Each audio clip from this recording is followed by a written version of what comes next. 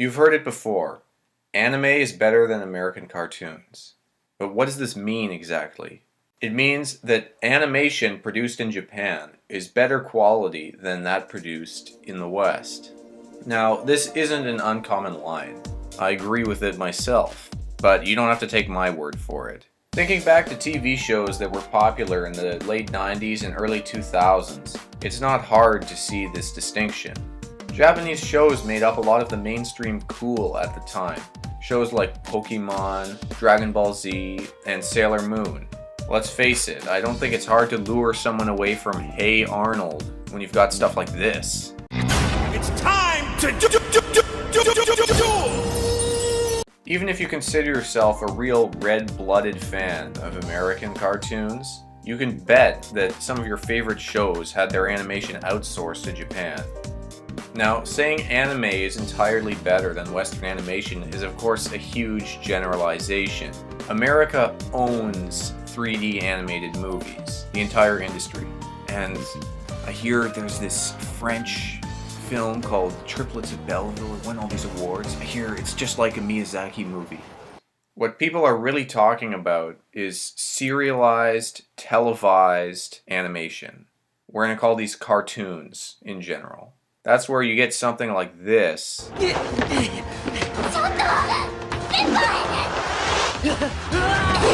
As opposed to this.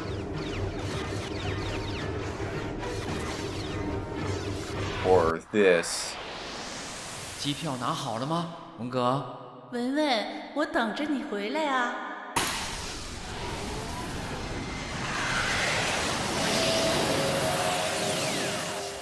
And this. That's all pretty stupid if you ask me.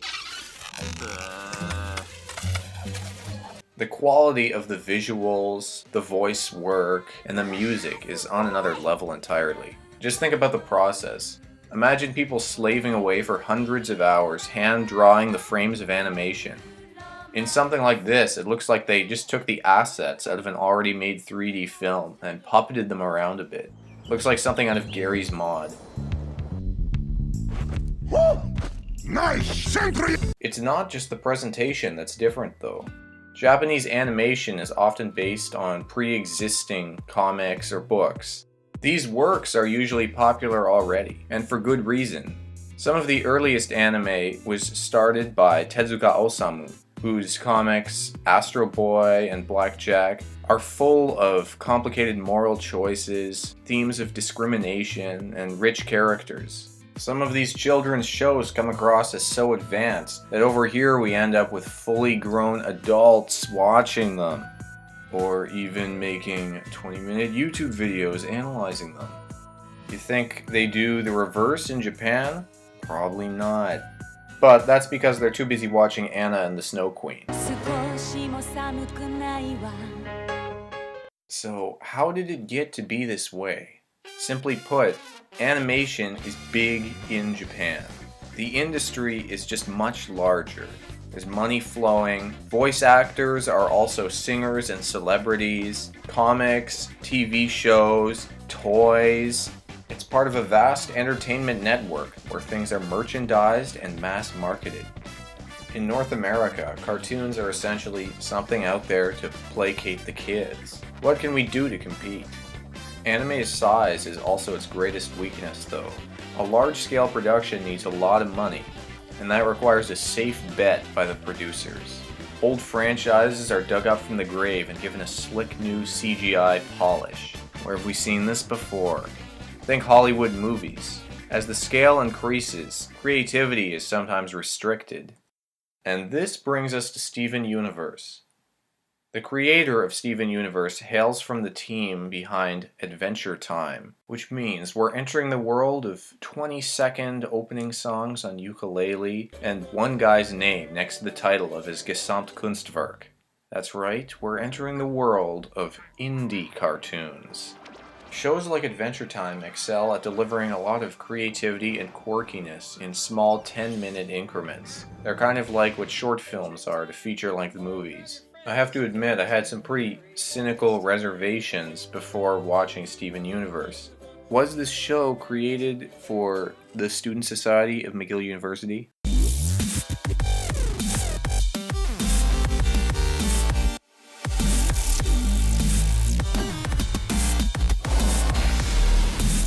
Okay, that's nice. But do you think that has anything to do with... You can't bring everybody. Why not? Because I told my parents you have a nuclear family. What? He let me be his player too, and we spent the whole night together. No way. That really is nice.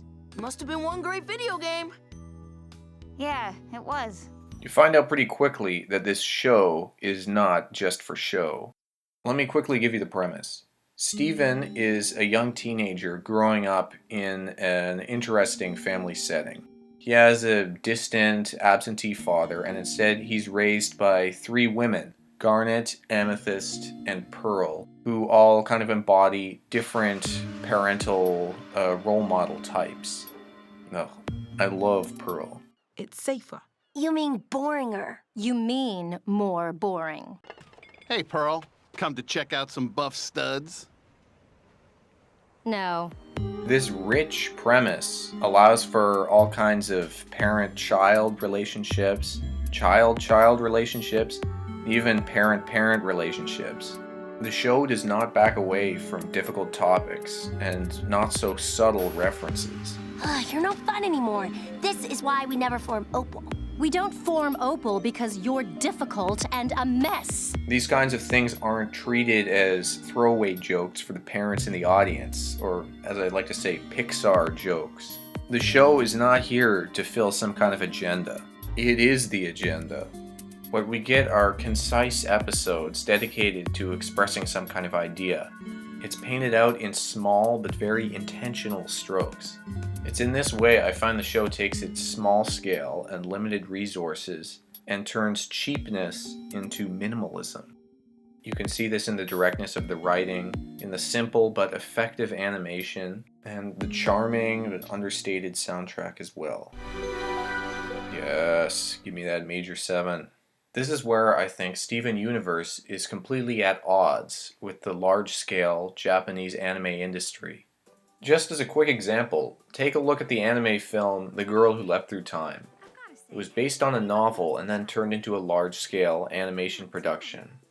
The movie is well drawn, highly produced, and long and convoluted. Steven Universe also has an episode with time travel in it. In a matter of minutes, we reach the same conclusion. Tampering with the future can have unforeseen consequences. Steven Universe doesn't have the budget of a full-length animated movie, but they still get their point across the same. Necessity bears brevity.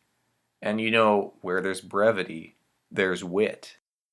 Something that also struck me was funny is whereas in anime we have celebrity voice actors covering a wide range of vocal types, 人工呼吸だ。ちょっと待て。そういうのは素人がやるの。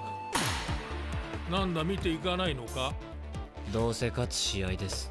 it seems like in Steven Universe they just found people who speak like the characters. Dee Dee Magno Hall, Steven Universe. Michaela Dietz, Steven Universe. To me, that just falls in so well with this idea of working on a small scale with the materials you have. Although studios here can't really win an arms race against the massive Japanese animation industry, they can compete using lots of ingenuity and a pared-down design process. Plus, it can be refreshing to see some of that dry Western humor we miss out on in anime.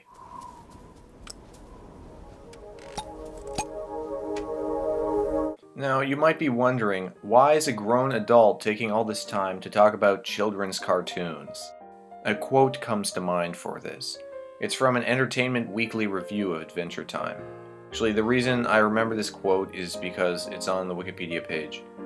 Adventure Time makes me wish I were a kid again, just so I could grow up to be as awesome as the kids who are currently watching Adventure Time will be. As an anime enthusiast, I often got the feeling that the equivalent programming here could never be as pointful or entertaining. By singling out this one show, I'm sure I do a disservice to the entire industry of small-scale indie cartoons. But Steven Universe deserves recognition for treating its demographic and its subject material with caring and respect. Pulling this off in such a thankless, unrecognized industry is a feat in itself. Thank you, Rebecca Sugar. It goes to show you can always find a way.